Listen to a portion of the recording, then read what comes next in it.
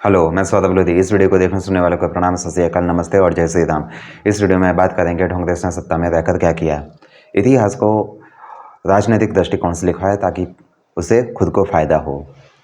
भारतीय शिक्षा व्यवस्था का इस्लामीकरण किया गया, अर्थात इस्लामिक रंग दिया गया ताकि सेक्युलरिज्म, हिंदू मुस्लिम भाईचारा, गंगा जमुनी तहजीब का खुद के फेवर में या खुद के लिए फ़ायदा लिया जा सके। मुस्लिमों को अपने वोट बैंक में तब्दील करने के लिए भारतीय कानून, न्याय व्यवस्था, संविधान, लोकतंत्र और आर्थिक संसाधनों का इस्तेमाल किया गया। अंग्रेजों के द्वारा बनाई गई पार्टी को भारत के स्वतंत्रता संग्राम में और भारत के लिए जरूरी बताने के लिए राजनीतिक तौर पर लेख और इतिहास लिखवाए गए और खुद की असलियत छुपाने की साजिशों को अंजाम दिया गया।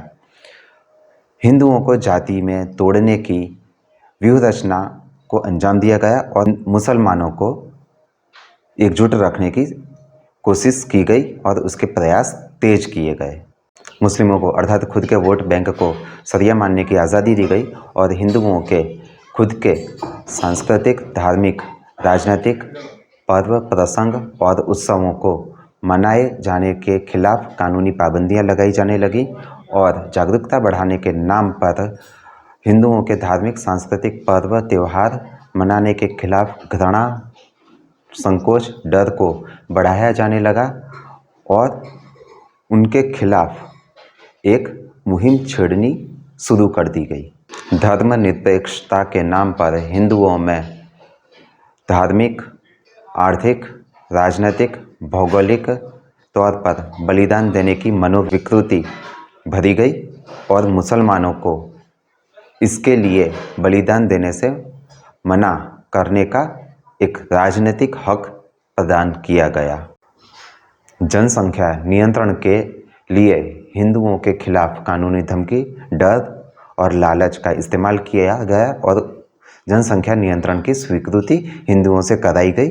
और जबकि अपने वोट बैंक अर्थात मुस्लिमों को जनसंख्या नियंत्रण ना मानने के लिए शरिया का विकल्प दिया गया। खुद से सवाल पूछे जाने को लोकतंत्र को खतरे में बताया जाने लगा और जो भी व्यक्ति, दल या संस्था ढोंगरेज से सवाल पूछती है तो उनके खिलाफ राजनीतिक, कानूनी और आपराधिक तंत्र का इस्तेमाल किया जाने लगा। भारत के भौगोलिक, राजनीतिक, आर्थिक, वैचारिक, सांस्कृतिक शत्रुओं को लोकतांत्रिक व्यवस्था का अच्छा हिस्सेदार बताया जाने लगा। जब खुद का वोट बैंक राजनीतिक तौर पर खतरे में पड़ता दिखा तो लोकतंत्र, चुनाव व्यवस्था, संविधान, संसद, न्यायतंत्र, कानून व्यवस्था, सेना, भारत हिंदुओं पर सवाल उठाया, उनको बदनाम किया, उन पर मानव अधिकार उल्लंघन के आरोप लगाए और उनकी तटस्थता पर सवाल उठाए। अवैध रोहिंग्या बांग्लादेशी घुसपैठियों की ढाल खुद बन गई और मूल हिंदुओं को घुसपैठिया बताया जाने लगा और घुसपैठियों को अपना मतदाता बनाया। सत्ता से बाहर जाने पर चुनाव के दौरान मुफ्तखोरी की दुकान खोलकर भारत के आर्थिक संसाधनों पर बोझ बढ़ाया जाने लगा, जिसका दूरगामी परिणाम भारत की मंद होती आर्थिक वृद्धि में देखने को मिलता है। भारत को वैश्विक तौर पर आर्थिक और राजनीतिक महासत्ता बनने से रोकने के लिए उसकी राह में गड्ढे खोदे, पर्यावरण संरक्षण के नाम पर या पर्यावरण संरक्षण शब्द का दुरुपयोग करके जमकर भ्रष्टाचार किया और भारत में औद्योगिक विकास की गति को धीमा किया। सरकार की हर नीति, नियम, कानून मुस्लिम तुष्टीकरण से भरपूर बनाए गए और हिंदुओं को राजनीतिक, कानूनी अनाथ बनाकर छोड़ दिया गया। जनता के पैसे का इस्तेमाल करके परिवार पूजा को राजनीतिक, कानूनी तौर पर जरूरी बना दिया गया। विदेश में जाकर भारत की क्षमताओं पर सवाल खड़े किए गए ताकि विदेशी निवेश को भारत में आने से रोका जा सके और भारत की आर्थिक तरक्की को रोका जा सके। भारत में हर दंगे के लिए हिंदुओं को जिम्मेदार बताया गया और अपने वोट बैंक अर्थात मुस्लिमों को क्लीन चिट दी गई। अंतर्राष्ट्रीय स्तर पर भारत को मुस्लिमों के लिए सबसे असुरक्षित और बलात्कार की राजधानी के तौर पर प्रचारित किया गया। सनातन संस्कृति के विरुद्ध विश्व मंच चालू रखा और आपराधिक आतंकी विचारधारा को मानवता का पर्याय और भारत की मूल संस्कृति अर्थात गंगा जमुनी तहजीब के नाम पर उसको प्रचारित, उसका अनुमोदन करना चालू किया।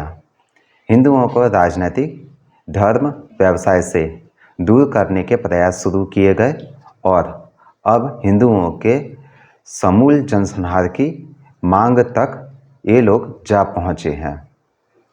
आंतरिक तौर पर किए जा चुके भारत विघटन को राजनीतिक, कानूनी और संवैधानिक मान्यता दिलाने के लिए अंतर्राष्ट्रीय साजिशकर्ताओं का खुलकर समर्थन लेना चालू किया है, जैसा अभी आप राहुल गांधी को देख सकते हैं।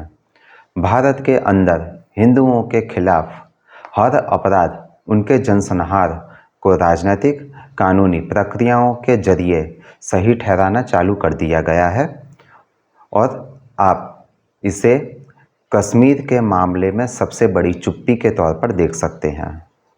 अंतर्राष्ट्रीय स्तर पर डिसमेंटलिंग हिंदुत्व का समर्थन करके कांग्रेस ने बता दिया है कि वो विश्व का सबसे खतरनाक आतंकी संगठन है, जो भारत के अंदर चुनाव भी लड़ता है, सरकार भी बनाता है और साथ में इसने इस्लामिक आतंकी संगठनों को चुनौती दे दी है, जो अभी तक गजवाए हिंद का सपना देख रहे हैं और इन लोगों ने कश्मीर में हिंदुओं के जनसंहार और पलायन को एक साकार स्वरूप दिया है।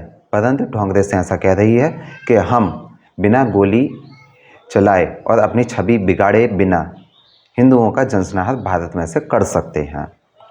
कांग्रेस वो पार्टी है जो नियमित तौर पर हिंदुओं का जनसंहार या हिंदुओं के विस्थापन को अंजाम देती है और या उनके जनसंहार और विस्थापन पर चुप रहती है जब वो सरकार में नहीं होती है। और सबसे अंत में कांग्रेस ने भारत में सत्ता के शीर्ष पर रहकर भारत के कानूनी, आर्थिक संसाधन और अपने इस्लामिस्ट वोट बैंक को उपयोग करके खुद के लिए एक ऐसा इकोसिस्टम बनाया है जो उसे सत्ता में या विपक्ष में खुद का दुष्प्रचार फैलाने में मदद करता है और विरोधियों को ठिकाने लगाने में मदद करता है। इसलिए इन सारी चीज़ों का एक ही निचोड़ है कि हिंदुओं को यदि अपनी सामाजिक, राजनीतिक, आर्थिक, सांस्कृतिक और पारिवारिक विरासत बचानी है या सनातनी विरासत बचानी है तो कांग्रेस को कभी भी वोट ना दें। यदि आपने कांग्रेस को वोट दिया तो आप उस जगह से अपना बोरिया बिस्तर बांधने की तैयारी कर लीजिए या अपने परिवार का इस्लामिक उत्पीड़न सहन करने के लिए आप तैयार रहिए। धन्यवाद। जय हिंद, जय श्री राम।